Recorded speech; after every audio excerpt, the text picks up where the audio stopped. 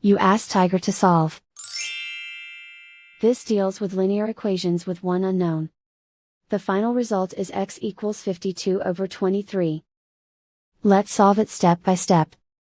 Simplify the expression. Expand the parentheses. Multiply the coefficients. Simplify the arithmetic. Combine like terms.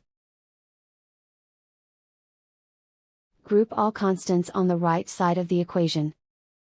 Add 24 to both sides. Simplify the arithmetic.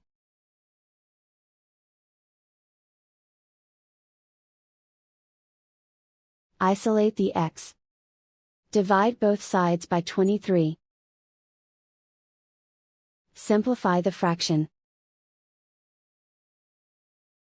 And so the final result is x equals 52/23.